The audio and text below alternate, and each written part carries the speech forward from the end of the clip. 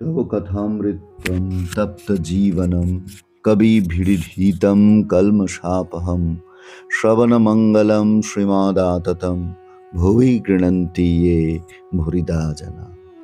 প্রতিদিন প্রতি ঘরে শ্রী শ্রী রামকৃষ্ণ কথামৃত প্রাণারাম বাংলা চ্যানেলের এই আধ্যাত্মিক শিবিরে আপনাদের সকলকে স্বাগত জানাই। বন্ধু, আমরা দেখতে দেখতে আজকে 25তম পর্বে উপনীত হয়েছি।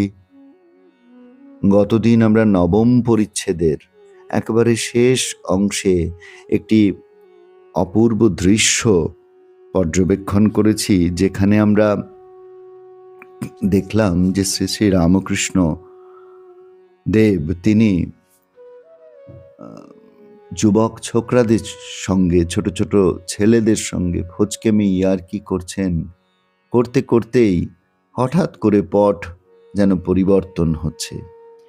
এত হাসি তামাশা সব হচ্ছে, সব বন্ধ হচ্ছে। হঠাৎ করে হনুমানের কথা উঠছে। হনুমান যিনি রামের দাস। ঠাকুর বলছেন, দেখো হনুমানের কি ভাব। ধন মান দেহ সুখ কিছুই চায় না, কেবল ভগবানকে চায়। এই বলে তিনি হনুমানের কথা বলছেন। হনুমান যে রাম ছাড়া আর কিছু চায় না, রামের কাজের জন্য তার আশা। এইটি গান গাইছেন। গান গাইতে গাইতে শ্রীরামকৃষ্ণ সমাধিস্থ হচ্ছেন। নিশ্চল নিষ্পন্দ তার এই দিব্য তনুটি যেন এক আলোক ধারায় বিচ্ছুরিত হচ্ছে। সেইটি মাস্টারমশাই প্রত্যক্ষ করছেন। মাস্টারমশাই আগে যেমনটি দেখেছিলেন ঠিক সেই রকমটি দেখছেন। তখন ভাবছেন যে এই মহাপুরুষই কি ছেলেদের সঙ্গে ফচকিমি করছিলেন? সম্পূর্ণ দুটো বিপরীত ছবি, বিপরীত ভাব, বিপরীত দৃশ্য। মাস্টারমশাই দেখে অবাক হচ্ছেন। তারপর মাস্টারমশাই স্বামীজিকে এবং মাস্টারমশাইকে ঠাকুর ইংরাজিতে তর্ক করতে বলছেন, কিন্তু মাস্টারমশাই বলছেন তার তর্কের ঘর ঠাকুরের কৃপায় একরকম বন্ধ। এই অংশটি আমরা আজকে একটু আলোকপাত করবার চেষ্টা করব। ঠাকুর এক সময় মাস্টারমশাইকে বলেছিলেন, বলো আর বিচার করব না। এইভাবে 3 বার বলিয়ে নিয়েছিলেন।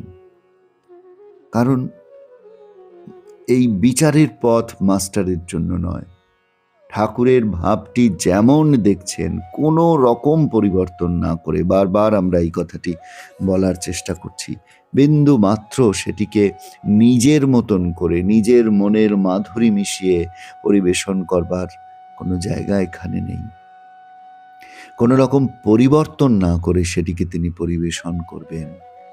তার ভিতর এতটুকু অদল বদল করা চলবে না। মাস্টারকে তাই তিনি পরীক্ষা করে দেখছেন। বলছেন, আচ্ছা আমি কি বলেছিলাম? মাস্টারমশাই জানালেন। ঠাকুর বললেন, হলো না, ও কথা নয়, এই বলেছিলাম। এইভাবে মাস্টারমশাইকে সংশোধন করে দিচ্ছেন এবং তিনি যাতে হুবহু স্টেনোগ্রাফিক ওয়েতে সমস্ত কিছু নোট করতে পারেন, সেই শিক্ষাটিও শ্রীরামকৃষ্ণই দিচ্ছেন। এবং আমরা দেখব যে মাস্টারমশাই সেই শিক্ষাটিকে গ্রহণ করেছিলেন। এইটি তার বৈশিষ্ট্য। এই রকমভাবে সংশোধন করে দিচ্ছেন যাতে তার কথাগুলি ঠিকভাবে পরিবেশিত হয়। তাই ঠাকুর মাস্টারমশাইকে দিয়ে 3 সত্যি করিয়ে নিচ্ছেন। মাস্টারমশাইয়ের তর্কের ঘর বন্ধ। ঠাকুর একবার এক বালক ভক্ত সুবোধকে মাস্টারমশাইয়ের কাছে যেতে বললেন। তিনি ভাবলেন, মাস্টার তো গৃহস্থ লোক, তার কাছে আর ধর্মোপদেশ নিতে কি যাব। ত্যাগময় জীবন গ্রহণ করবেন বলে বোধহয় শুভদের একটু অভিমান ছিল। তাই ঠাকুর যখন আবার তাকে জিজ্ঞাসা করলেন, তিনি বলে উঠলেন, তিনি গৃহস্থ লোক, তার কাছে আবার ধর্মকথা শুনতে যাব কি? ঠাকুর এসে বললেন, না রে, যাস। ঠাকুরের কথা রাখার জন্য তিনি মাস্টারমশাইয়ের কাছে গেছেন। মাস্টারমশাই শুনলেন যে সুবোধ তার কাছে এসেছেন নিতান্ত অনিচ্ছা নিয়ে।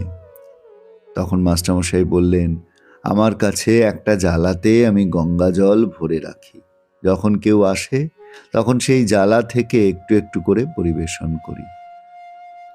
অপূর্ব সুন্দর কথাটি দেখুন, যে আমার কাছে এই জালাতে শ্রীরামকৃষ্ণ ভাব ও গঙ্গা হতে খানিকটা আমি ভরে রেখেছি, যে আসে সেই গঙ্গা জল আমি সেখান থেকে দিই। এখানে আমার নিজের কিছু নেই, আমার নিজের কথা বলে কিছু নেই, যা কিছু দিচ্ছি সবই ঠাকুরের কথা।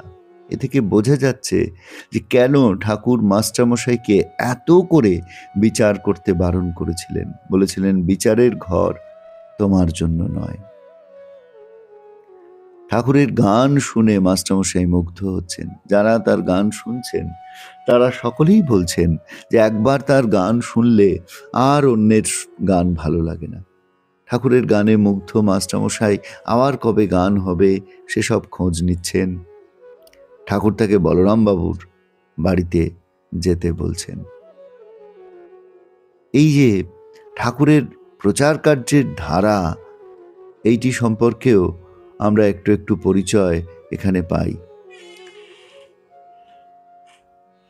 শুদ্ধ আধারগুলিকে তিনি যেন এক সূত্রে গেঁথে রেখে যেতে চান, যা পরবর্তীকালে যাকে কেন্দ্র করে সংঘ গড়ে উঠবে।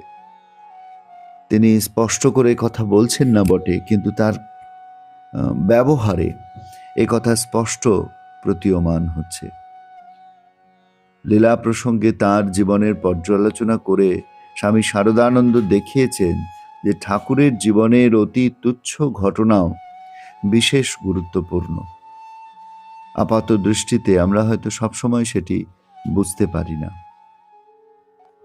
কিন্তু মাস্টারমশাইকে কেন্দ্র করে আমরা দেখছি যে শ্রীরামকৃষ্ণ তাকে নিজের হাতের যন্ত্ররূপে কেমনভাবে গড়ে তোলার চেষ্টা করছেন। অন্তরঙ্গ ভক্তদের অনেকের ক্ষেত্রেই, সকলের ক্ষেত্রেই প্রায় তিনি এমনভাবে তাদেরকে তৈরি করছেন যাতে তাদের ভিতর দিয়ে তার ভাবধারা অবিকৃতভাবে প্রবাহিত হতে থাকে। তাদের তিনি বলছেন, দেখো, তোমরা অন্য কোথাও যেও না, তোমরা কেবল এখানেই আসবে। কথাটি শুনলে আমরা অবাক হয়ে যাই, আশ্চর্য হয়ে যাই। যিনি কিনা এত উদার, আকাশের মতন সীমাহীন যার উদারতা, তার মুখে এরকম কথা। তার কারণ, তা না হলে তারা অবিকৃতভাবে তার ভাবধারা প্রকাশ করতে, প্রচার করতে সমর্থ হবেন না, তার ভাবকে ধারণ করতে সমর্থ হবেন না, সেটির প্রচার করতে, প্রকাশ করতে সমর্থ হবেন না। তাই এই অবিকৃতভাবে তার ভাবটিকে গ্রহণ করবার জন্য শ্রীরামকৃষ্ণ তাদের যেন একটা গণ্ডির মধ্যে রাখার চেষ্টা করছেন। তো এই ব্যাপারটি আমরা লক্ষ্য করছি মাস্টারমশাইয়ের ক্ষেত্রেও, এবং মাস্টারমশাইয়ের দিক থেকে যদি আমরা বিষয়টিকে বিচার করি তাহলে আমরা সেইটিও দেখতে পাচ্ছি, যেটি আমরা গত পর্বেও আলোচনা করেছি, যে মাস্টারমশাইয়ের মধ্যেও একটা অপূর্ব সমর্পণ আমরা লক্ষ্য করতে পারছি, এবং সেই সমর্পণ ছিল বলেই মাস্টারমশাই কিন্তু এমন সুন্দর করে নিখুঁত যন্ত্ররূপে নিজেকে গড়ে তুলতে পেরেছেন এবং ঠাকুরের ভাবকে ধারণ করতে পেরেছেন। আমরা মাস্টারমশায়ের সেই আত্মসমর্পণের চিত্রটিকে আমাদের মনের মধ্যে ধারণ করার চেষ্টা করে আজকের পর্বে ইতি টানব। আগামী পর্বে আমরা 10ম পরিচ্ছেদে প্রবেশ করব।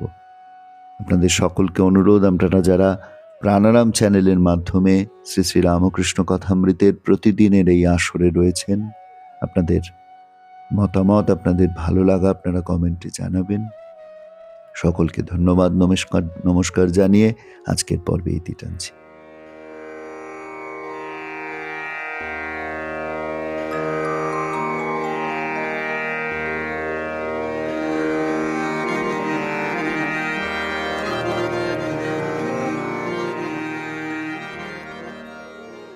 প্রাণারাম প্রাণারাম প্রাণারাম প্রাণারাম প্রাণারাম প্রাণারাম কি যেন লুকানো নামে তাই মিষ্ট এত তব নাম প্রাণারাম প্রাণারাম